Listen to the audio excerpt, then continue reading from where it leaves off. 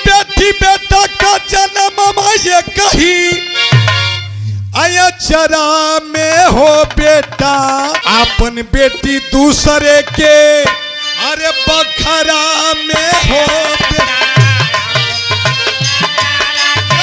बेटा का जब जन्म हुई वो बाप के देखबात घर में से मोछी पत्ताव देत निकली हन।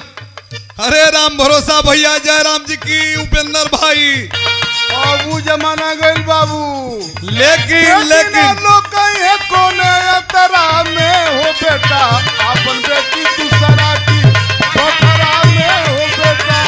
चारों ओर से आवत पाए आवाज यही लखनी में और पूछे तो के सगरो समाज यही लखनी में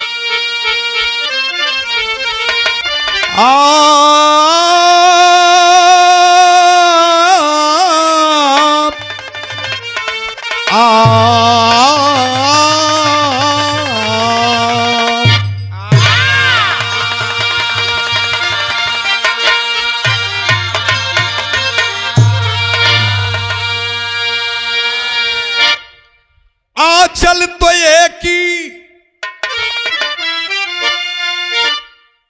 हम पहले बनी ते कुर्ता है ईश्वर त्यागी के पास जौन बात वनी यहाँ चल है आचल तो एक ही जन्म भिन्न होता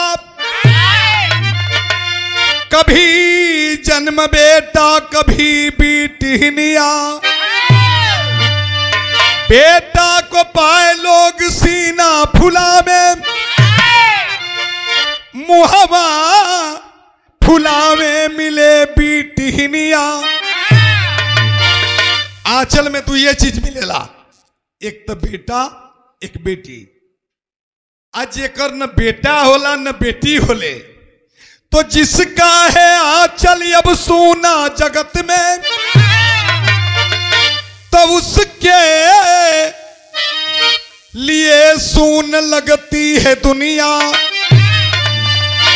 कदर धर्मेंद्र तुम दोनों की करना वरना कैसे बजेगी ये ढोल हारमोनिया।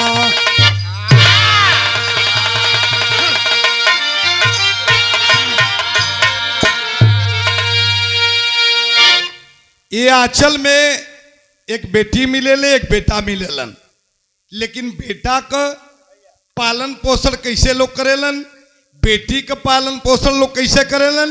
गीत का भाव मास्टर अरे बेटी बेटा का जन्म ये कही कि बेटी बेटा का जन्म ये कही आया चरा में हो बेटा रे बेटा अपन बेटी दूसरे के अरे बखरा में हो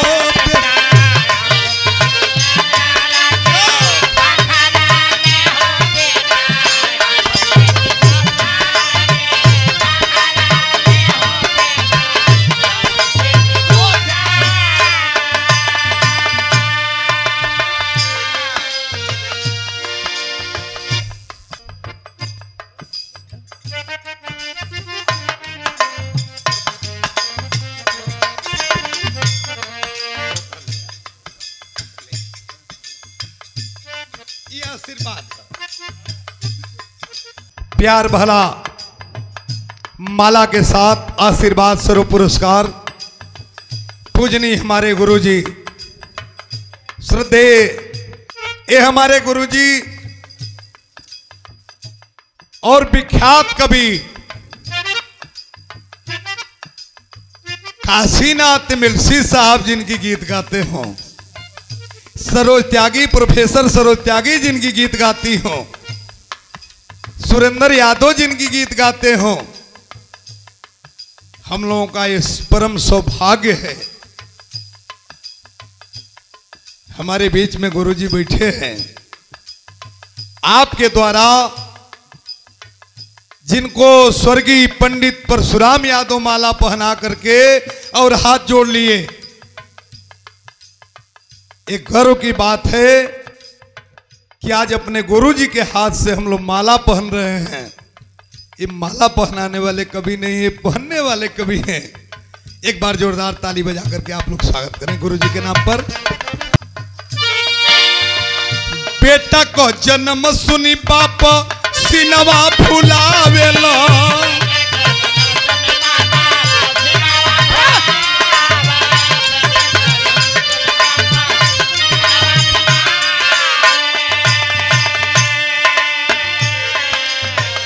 बेटा का जब जन्म हुई वो बाप के देखबात घर में से मोछी पत्ताव देत निकली हन। अरे राम भरोसा भैया, जय राम जी की, उपेंद्र भाई। लोग कह दिया कि करे भैया का हो अरविंद भाई और वीरेंद्र भाई, बड़ा खुश हुआ। कहीं मर्दबा जानत ना हो बेटा भला मने ये खुशी होले। आज जब बेटी का जन्म हो जाए तब बिटिया जन्म रे हाय हाय, बिटिया जन्म सुनी मुहला टकावेला।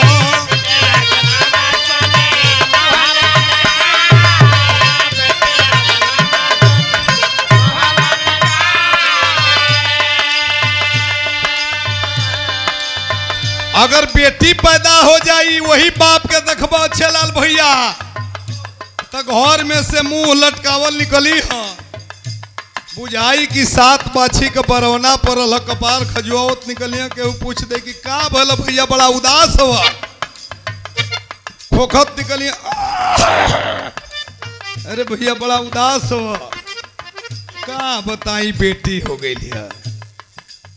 अरे बेटी का रस फल देखे नहीं, कि बेटी का रस फल देखे नहीं। अब पतरा में हो बेटा अपन बेटी दूसरे के बखरा।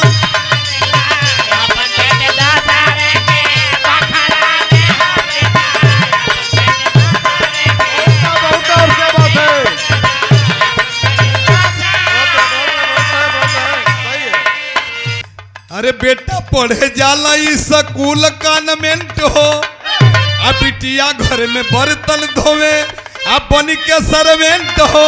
तब बेटा मंजिला पर बेटी कोने आया तरा में हो बेटा अपन बेटी दूसरे के बखरा में। क्या बात है।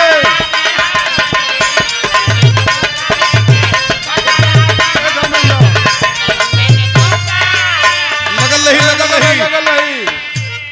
अब मैं चाहूंगा कि लोग ओल्ड मैटर छोड़ दें, अब तो बदल गए अरे दुनिया के नियम। जवाहर का बेटी भैली इंदिरा जी पिया।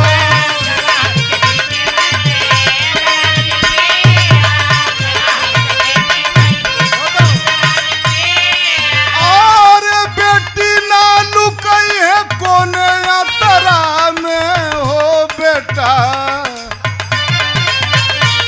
अब जमाना गई बाबू, लेकिन लोग कहीं है कोने तरा में हो बेटा अपन बेटी दूसरा की बखरा में हो बेटा।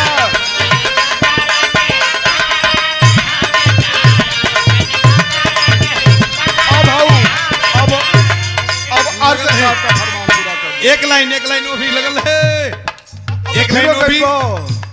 अब गीत की जितनी मेरी लाइन थी हमारे गुरुजी सब पूर्ण कर दिए। अब इस गीत को बदल करके ठेका और लाइन वही रहेगी। हम कभी जी का चला है वही पर हम कोई को गीत गाते, लेकिन आज का हो पता है स्वर बढ़ा हो तो मास्टर ठेका हुए रही। चारों ओर से आवती आवाज यही लखनी में।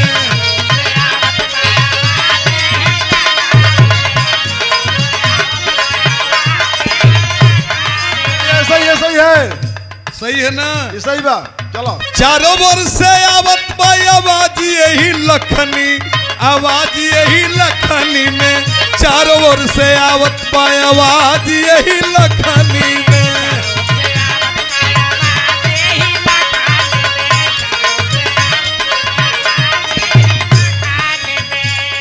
कौन नवाज आवत बाप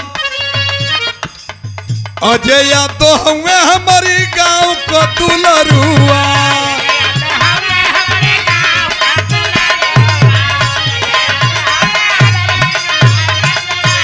अजय यादव का नाम सुनल जा।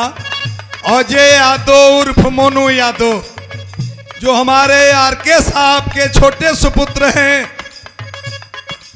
विजय यादव के छोटे भाई हैं। विजय यादव प्रदेश के नेता, जिला के नेता हैं, लेकिन गांव के नौजवानों के नेता, बुजुर्गों का बेटा, किसानों के दुख दर्द को अपना दुख दर्द समझने वाले बाबू मोनू यादव, अजय यादव, बाबू मोनू यादव।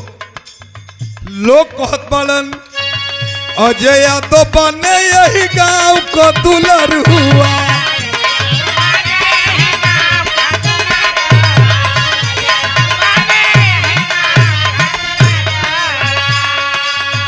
अजय यादव बने यही गांव को दुलरुआ, करे सबका सेवा बाबू बन के पहरुआ।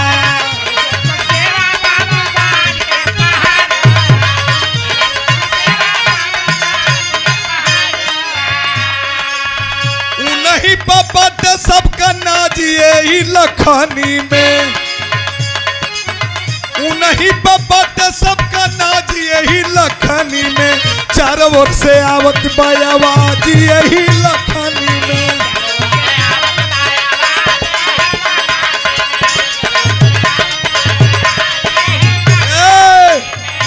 गीत की आखिरी लाइन, गीत की आखिरी लाइन बहुत सही। कहे अजय यादव देवन कोई के देखावे,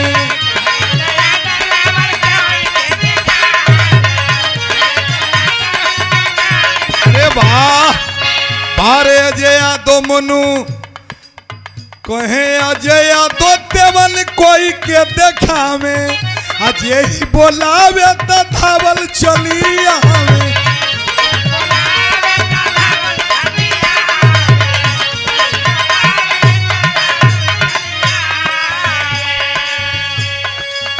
ई नहीं के बाधल जाई ताजिए चुनौआ में, ई नहीं के बाधल जाई ताजिए चुनौआ में, चारों ओर से आवेले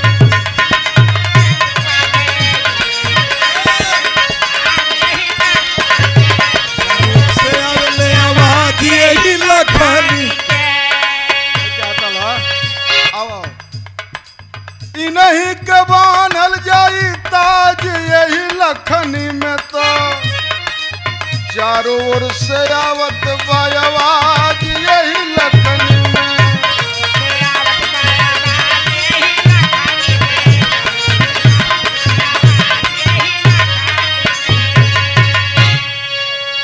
गीत बड़ा निक गौला सभवा के अंदर,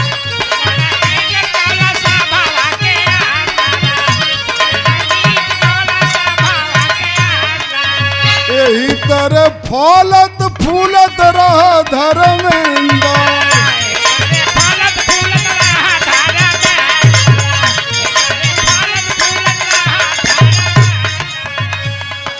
अरे पूछे तो के सगरो समाज यही लखनी में, तो हमको किस पर नाज है, हमके बसाहब पर नाज यही लखनी।